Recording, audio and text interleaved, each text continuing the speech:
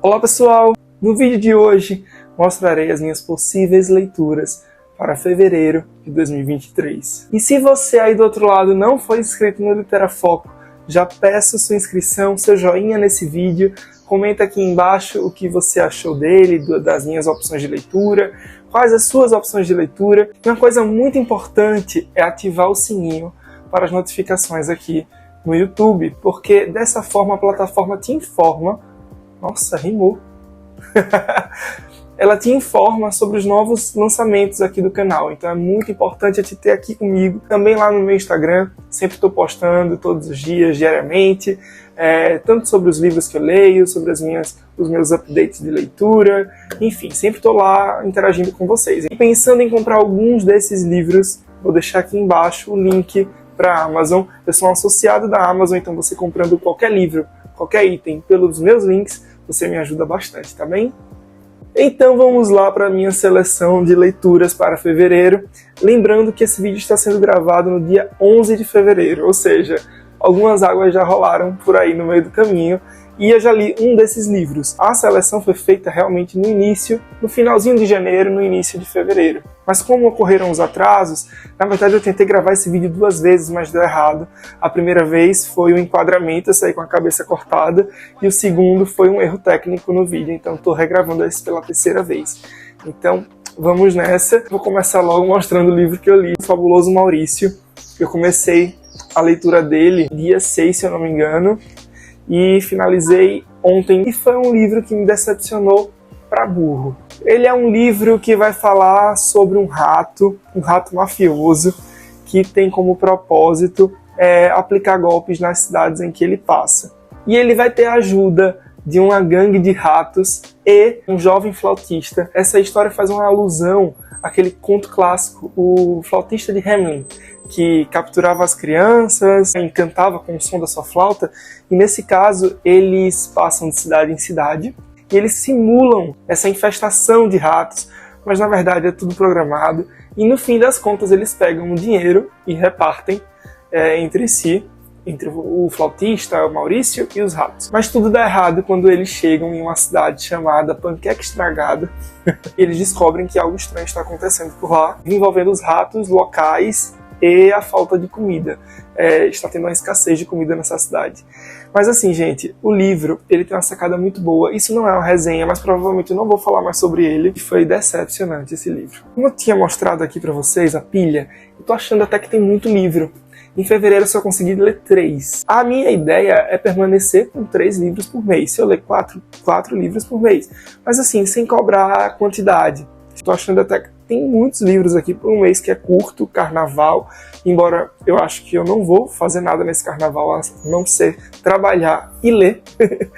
Então acho que vai funcionar. Vou empregar mais 3 livros dessa seleção. 2 desses livros vão ser extras. Caso eu realmente finalize os restantes, aí eu vou pegar os que ficaram. Como primeira prioridade, eu vou ler A Morte e a Morte de Quincas d'Água. Eu tive contato em janeiro com o autor Jorge Amado e foi espetacular. Eu li Capitães da Areia, eu ainda não fiz nem postagem no Instagram e nem postagem aqui no YouTube. Mas assim, foi um dos livros mais lindos que eu já li na minha vida. Pretendo trazer algum material a respeito. Quero muito ter essa experiência com essa novela do Jorge Amado, com as suas 100 páginas por aí. Até onde eu sei, essa história vai falar sobre um homem que morreu, só que antes dele ser velado, os amigos levam o corpo dele pelas ruas de Salvador para que ele possa revisitar os lugares que ele mais gostava. Eu só sei isso da história, não sei se eu estou certo, inclusive, sobre isso, mas eu sei que é sobre um cara que está morto.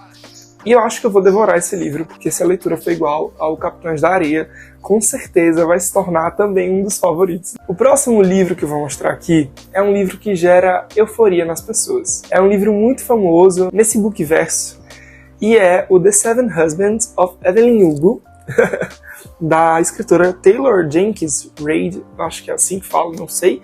Essa história é muito hypada, todo mundo fala coisas lindas sobre ela. Eu peguei um spoiler através de uma fanart que eu vi no Google, mas fora isso eu não sei quase nada sobre a história, apenas que ela foi inspirada na vida da atriz da Era de Ouro, chamada Elizabeth. Aguarde, por favor.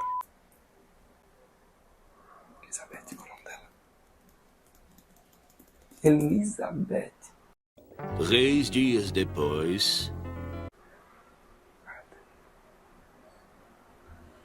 Muitos meses depois... Como dá pra... Uma eternidade depois...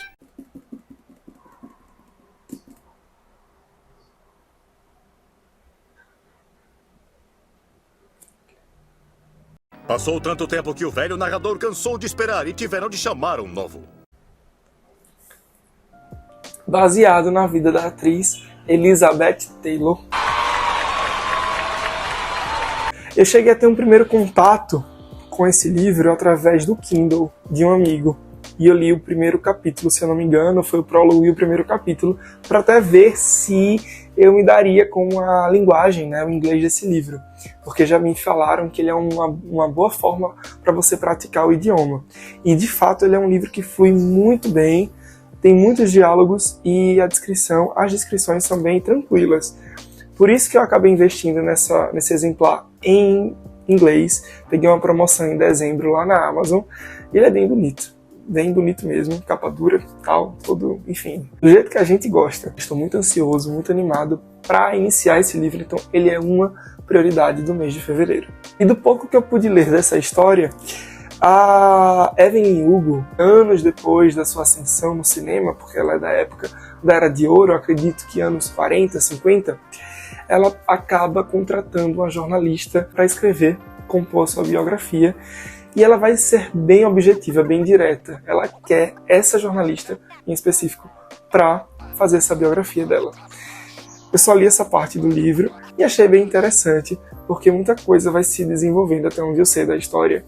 Mas é uma biografia falsa, né, de uma atriz que nunca existiu, mas que foi baseado na Elizabeth Taylor. E o próximo livro, Prioridade, é dessa escritora brasileira fantástica, chamada Carla Madeira. Eu tive o prazer de ler Carla Madeira no passado, através do livro que hypou, fez um enorme sucesso aqui no Brasil, chamado To The Hill. Então, assim, ela se tornou uma das minhas escritoras favoritas. Eu peguei para ler A Natureza da Mordida, embora eu já esteja com o livro Véspera também aqui em casa, mas eu peguei e escolhi A Natureza da Mordida porque uma amiga está lendo também. Então, por ter uma amiga tão próxima que está tendo esse contato com a leitura, eu acho que fica mais interessante para conversar, ter com quem conversar tão de perto. Então eu acabei optando por escolher A Natureza da Mordida, mas eu estou muito curioso também para ler Véspera. Até onde eu sei, essa história vai falar sobre duas mulheres, uma psicanalista aposentada e uma jornalista que se encontram num sebo. E nos diálogos, né, elas vão se descobrindo e talvez parece que vai ganhando uma amizade até que as histórias se entrelaçam. Um destaque muito positivo da Carla Madeira é que a escrita dela é poderosa. É uma escrita poética, muito imersiva. Eu lembro que eu devorei To The Hill em 2 dias, porque eu não aguentava e ficar parado, sabe? Sem saber o que ia acontecer com os personagens, e porque a escrita é envolvente. Sem contar que os livros dela são todos muito bem editados pela editora Record. Então, assim, são livros que você devora mesmo, assim, sabe? Não tem pra onde. Eu espero que esse livro seja tão bom quanto. Então, tá aí. Tô muito ansioso pra fazer a leitura do A Natureza da Mordida. Se eu conseguir ler esses 3 livros, o primeiro deles, A Casa no Mar Cerúleo, que é um livro de fantasia que fez um maior sucesso também aqui no Brasil ano passado. Eu já cheguei a ler os 2 primeiros capítulos dele, tem até alguma marcação aqui. Só que ano passado foi um ano nebuloso para mim. Nebuloso porque eu pegava uma leitura, parava, pegava outra, parava. Não necessariamente por serem livros ruins, mas porque eu não estava com cabeça para ler nada. Então, eu acho que eu comecei, assim, primeiros capítulos de uns 7 livros, e não dava certo. Por isso que nesse ano de 2023 eu entrei decidido que eu iria pelo menos criar uma frequência, um hábito de leitura e também alimentar o Literafogo com conteúdo. Linus Baker leva uma vida sossegada e solitária. Aos 40 anos ele vive em uma casa minúscula com a gata malandra e seus velhos discos. No trabalho é responsável por supervisionar orfanatos do governo. Porém, tudo muda quando Linus é convocado para cumprir uma tarefa notável e altamente confidencial: visitar o orfanato de Marcias, onde moram 6 crianças extraordinárias, uma gnoma, um sprite uma serpe, uma bolha verde não identificável, um canisomem e o anticristo. Diferentão, né? Sua missão é determinar se essas criaturas são ou não capazes de trazer o fim dos tempos. O responsável pelas crianças é o enigmático Arthur Parnassus, disposto a fazer qualquer coisa para manter seus órfãos em segurança. E à medida que Linus e Arthur se aproximam, segredos há muito guardados vêm à tona. Então resta a Linus tomar uma decisão irrevogável: destruir um lar ou assistir ao mundo sucumbir. Então, assim, achei ele bem peculiar, mas as pessoas favoritam, falam horrores desse livro, que ele é maravilhoso, que ele, além de divertir, ele emociona. Então, estou muito curioso para saber um pouco mais sobre essa história. Então, ele vai ser um dos livros extras, caso tudo dê certo, com os 3 primeiros que eu mostrei para vocês. E, por fim, um livro que eu comecei e posso dizer que ele é perfeito, maravilhoso. Só que eu estava nessa vibe, nessa pira de começar e acabar. Mas não pretendo fazer isso novamente. É o pernambucano Carneiro Vilela que escreveu esse livro, A Emparedada da Rua Nova. Ele é um calhamaço, mas assim, um livro excelente na escrita, na abordagem, na linguagem. Ele me envolveu bastante, ele lembra muito as características de um livro do Sir Arthur Conan Doyle, né, do Sherlock Holmes. Ele tem essa parada meio investigativa, e ele foi um livro que foi publicado por folhetim, né? Saía mensalmente, se eu não me engano, era semanalmente, no jornal lá de Recife. Então estou muito animado para ler Emparedada da Rua Nova, se não agora, muito em breve, ele vai entrar na minha lista de lidos. E eu acho que, assim, tem tudo para esse livro ser um dos favoritos. Portanto, se você gostou de alguma dessas opções, coloca aqui embaixo nos comentários. Se você já leu algum desses livros ou pretende ler, fala aqui nos comentários. Quero muito saber a sua opinião, inclusive os livros que vocês selecionaram aí para suas leituras do mês. Vou ficando por aqui, espero que tenham gostado desse vídeo e conto com vocês nos próximos. Até mais, tchau!